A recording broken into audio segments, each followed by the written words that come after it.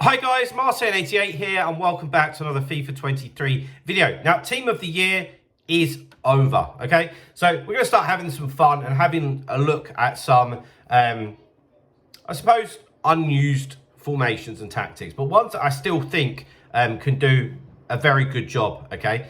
And one of the ones we're going to have a look at today here is the second variation of 4-4-2, okay? Which I've used in the past and I actually think is pretty decent. It's just that people just overlook some of these formations, or they get caught up in the hype of what everybody else plays, you know. Have some individuality, or, you know, think about what actually suits you. So let's take you through it and let's just give you a quick overview of the formation. So for me, this is obviously a cross between standard 4-4-2 and 4-2-2, okay? What it does is it gives you a extremely good basis to defend from, because you have the back four and the two CDMs, but you still have the two attackers. So it's a very solid formation.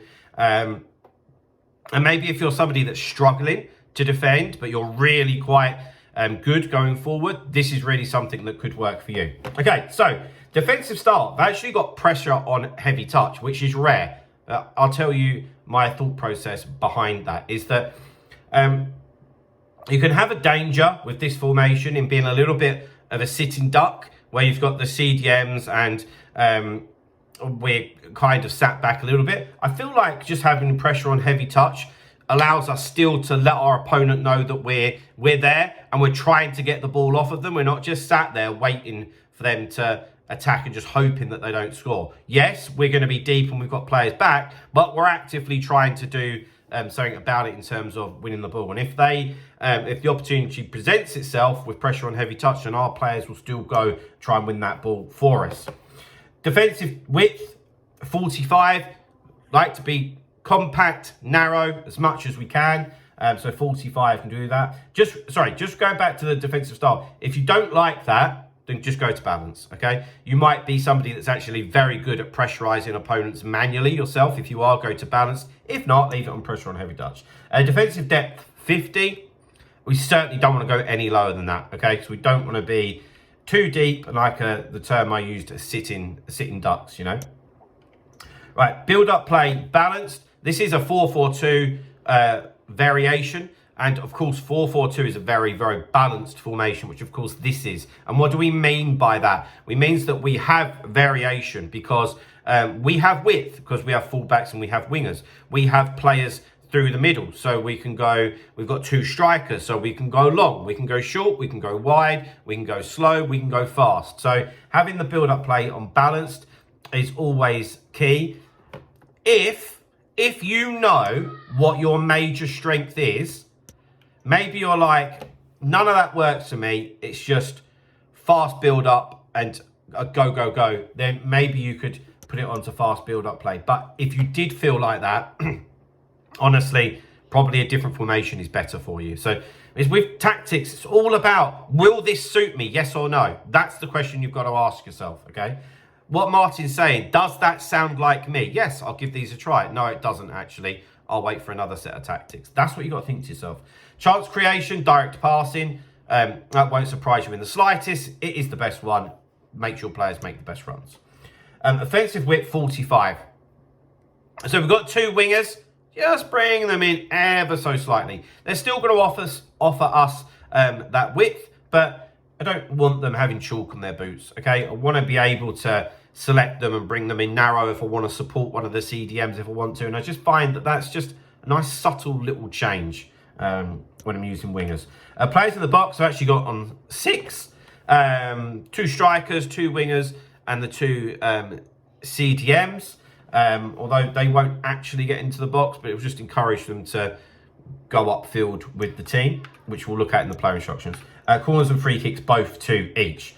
Okay, into the player instruction, boys and girls. At this point, I just wanted to remind you all that I do offer online coaching as well as offline coaching. The response that I've had for that recently over Team of the Year has been quite overwhelming. So thank you for that. But guys, if you are looking to improve, you've just got yourself a nice new team over Team of the Year, but you're still struggling, whether that be rivals, champs, or even just playing with your mates, get in touch with me, martinfifa88@gmail.com. That will also be in the pinned comment if you're interested, and we can have a little chat about getting you booked in. Right, defence. So, of course, stay back while attacking on the two centre-backs. The full-backs, stay back while attacking as well. Any formation where you have wingers, there's no real need to put these on balanced attack or join the attack or anything like that, because we have the width in our team. Okay, the only time that I like to do that is if it's a narrow formation and they're the only players that are going to give us width.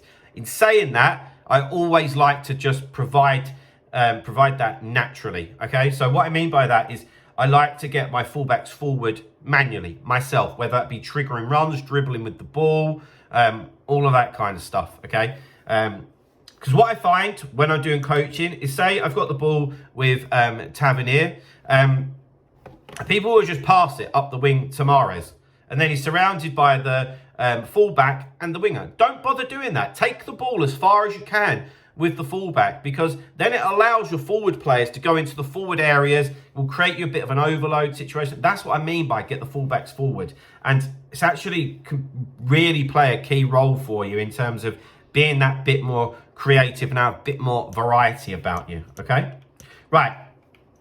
For me, this is what makes this formation, because it's solid. That's what it's here for.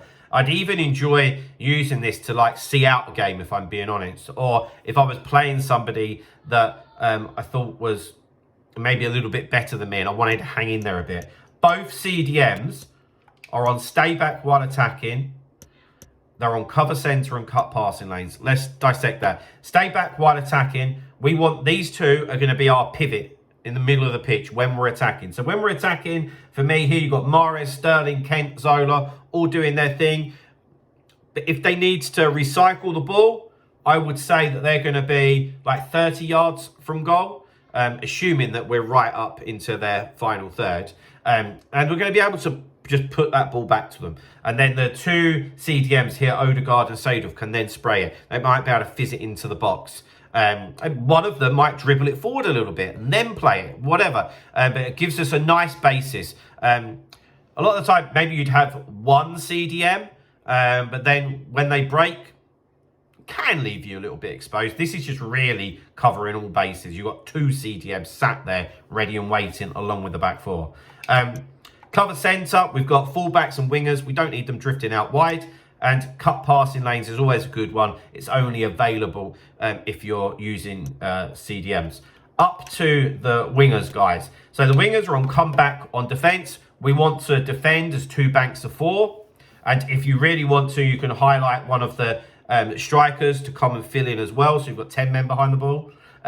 But we need to get forward. We need to create problems. So get into the box and crosses means that when we've got the ball, the two wingers will be bombing on to get into the box, and you'll hopefully use that as either a decoy or to slip in a little through ball, something like that. Up to the two strikers, normal situation for me, one on getting behind, stay forward, and the other one just leave them alone. So in this instance, Zola, if we've got the ball and we've won it back, Kent will go and Zola will just be there as an option. Otherwise, if they both go, makes you predictable, in my opinion, and there's a hell of a lot of distance between the two CDMs and the two strikers. So just having one on just default, I think gives you a slightly different option. But guys, I hope you enjoyed that video. It's actually a formation that I quite like, if I'm being honest. So get in the comments, let me know what you think.